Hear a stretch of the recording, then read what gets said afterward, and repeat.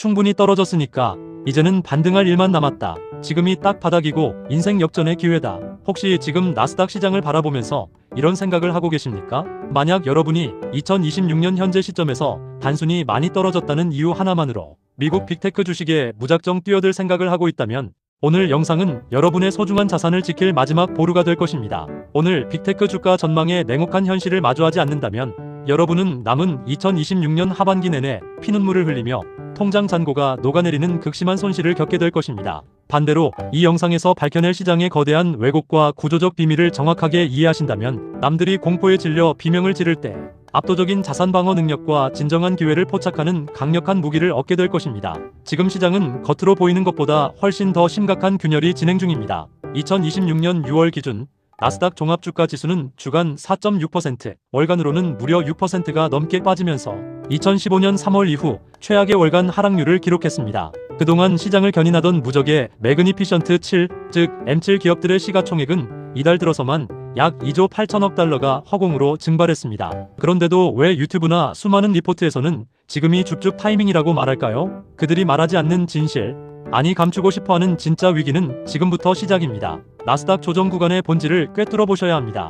이번 대폭락의 표면적인 이유는 간단해 보입니다. 바로 인공지능 투자 효율성에 대한 시장의 거대한 의문과 회의론입니다. 수년 동안 시장은 AI라는 단어만 들어가면 묻지도 따지지도 않고 주가를 끌어올렸습니다. 하지만 2026년 상반기를 지나면서 투자자들은 아주 차갑고 이성적인 질문을 던지기 시작했습니다. 그래서 대체 AI로 돈은 언제, 얼마나 벌고 있는 건데?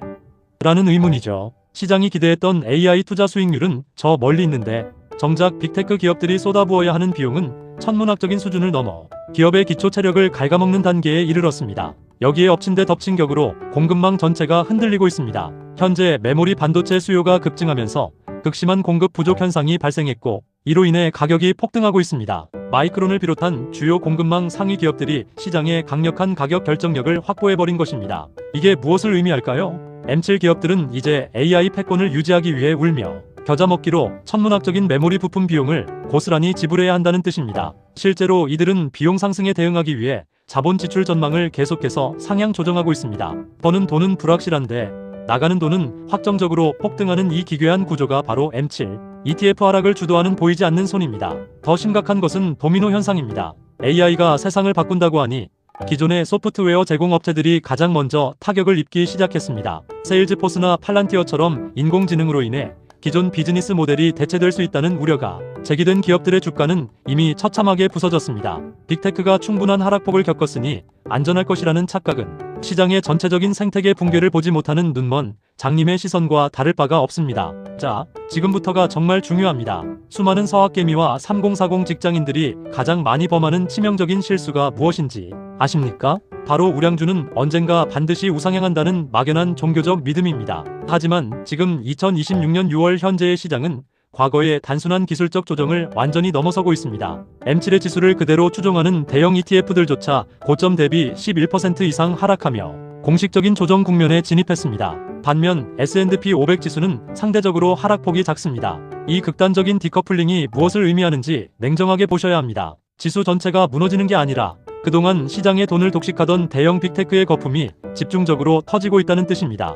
실질적으로 종목별 수치를 뜯어보면 공포는 더 생생해집니다. M7 기업 중 마이크로소프트와 메타는 고점 대비 각각 37%, 32%라는 경이적인 수치로 폭락하며 이미 기술적 약세장에 깊숙이 진입했습니다. 왕좌에 앉아있던 엔비디아, 애플, 아마존, 알파벳 역시 예외 없이 완연한 조정 단계에 갇혀있죠. 그런데도 빅테크가 충분한 하락폭을 겪었기에 이제는 더 안 빠질 것이라며 매수 버튼을 누르시겠습니까? 여기서 우리가 눈을 돌려 냉정하게 자산 시뮬레이션을 돌려봐야 합니다. 만약 여러분이 이 구조적 변화를 무시하고 존버는 승리한다며 현재의 빅테크 포트폴리오를 아무런 대응 없이 5년 동안 그대로 방치한다면 어떤 미래가 기다리고 있을까요? 통계와 시뮬레이션은 잔인할 정도로 명확한 수치를 가리키고 있습니다. 첫째, 기회비용의 완전한 박탈입니다. AI 투자 효율성에 대한 의문이 지속되고 메모리 반도체 공급망의 가격, 결정력 횡포가 이어지면 빅테크 기업들의 자본 지출 즉 CAPEX 비용은 눈덩이처럼 불어납니다.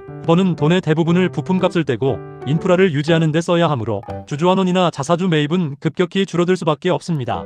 과거 연 15%에서 20%의 자산 증식을 기대하며 3040 직장인들이 피땀 흘려 모은 돈 1억 원을 묻어두었다고 가정해봅시다. 정상적인 시장이었다면 5년 뒤 2억 원에 육박해야 할 자산이 이러한 구조적 정체기에 갇히면 인플레이션과 화폐, 가치 하락을 방어하기는커녕 원금조차 회복하지 못하고 7천만 원, 6천만 원 수준으로 쪼그라들게 됩니다. 물가 상승률을 감안한 실질 자산 가치로 따지면 사실상 반토막이 나는 재앙입니다. 둘째, 세일즈포스나 팔란티어 사례에서 보듯 소프트웨어 및 플랫폼 생태계의 전면적인 재편으로 인해 여러분이 믿고 있던 주식이 한순간에 낙동강 오리알 신세가 될 수 있습니다.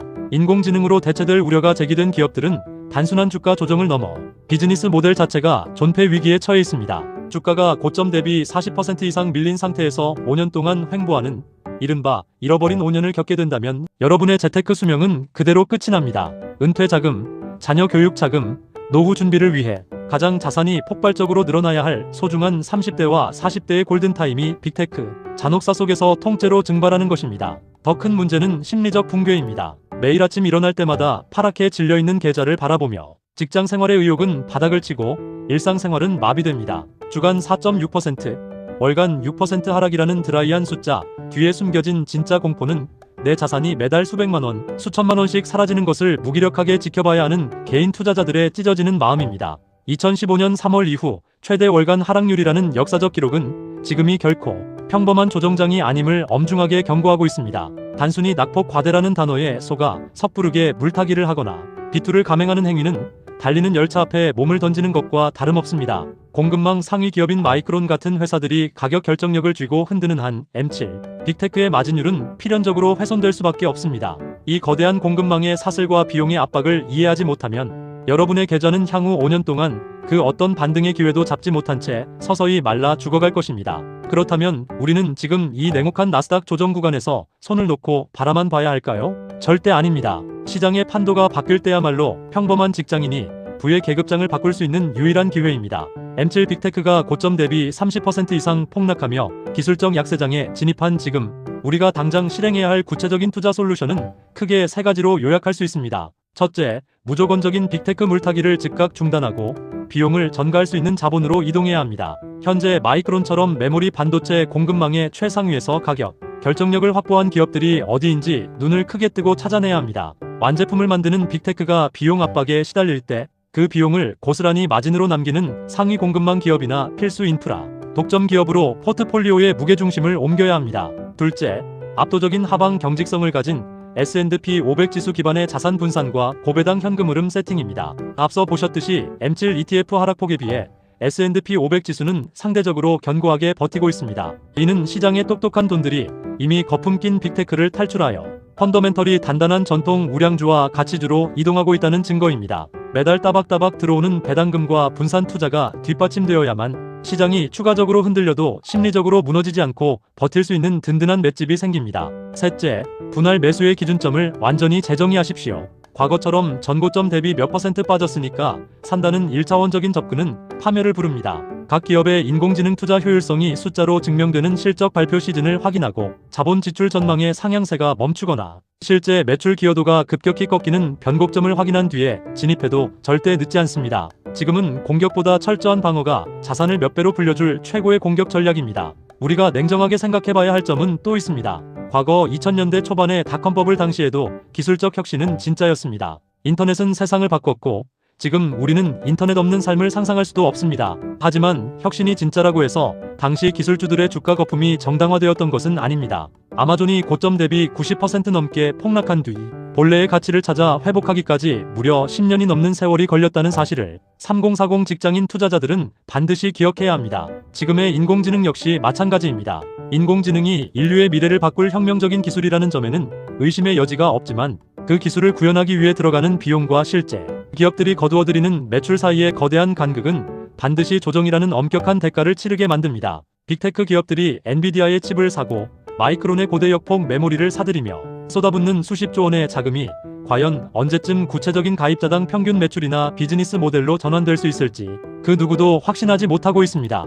이런 상황에서 주가가 조금 빠졌다고 성급하게 진입하는 것은 도박이나 다름없습니다. 또한 현재 글로벌 매크로 환경은 과거 저금리 시대와 완전히 다릅니다. 고금리 기조가 장기화되면서 기업들의 조달 비용 압박은 날이 갈수록 커지고 있으며 이는 중소형 소프트웨어 기업들뿐만 아니라 현금이 넘쳐난다던 M7, 빅테크 기업들에게도 서서히 부담으로 작용하고 있습니다. 매출 성장세가 둔화되는 국면에서 비용이 통제되지 않는다면 주가는 추가적인 하락 압력을 받을 수밖에 없습니다. 특히 이달 들어 시가총액이 약 2조 8천억 달러나 감소한 것은 단순한 일시적 차익 실현 물량이 아니라 기관 투자자들을 비롯한 거대 자본들이 포트폴리오의 구조적인 리밸런싱을 시작했다는 강력한 신호입니다. 이 신호를 무시하고 개인 투자자가 홀로 서학개미의 자존심을 지키겠다며 하락하는 칼날을 맨손으로 받는 행위는 자산의 파멸을 자초하는 길입니다. 주식시장에서 가장 무서운 것은 하락 그 자체가 아니라 내가 가진 자산이 아무런 힘도 쓰지 못하고 장기간 횡보하며 기회비용을 모두 날려버리는 정체기입니다. 남들이 무작정 낙관론에 취해 계좌를 방치할 때 우리는 철저하게 냉정함을 유지하며 생존을 도모해야 합니다. 리스크 관리가 되지 않는 투자는 자산 증식이 아니라 자산 소멸의 지름길일 뿐입니다. 사랑하는 구독자 여러분, 그리고 3040 직장인 여러분, 시장이 공포에 질려 있을 때가 위기인 것은 맞지만 준비된 사람에게는 이보다 더 좋은 축제의 장이 없습니다.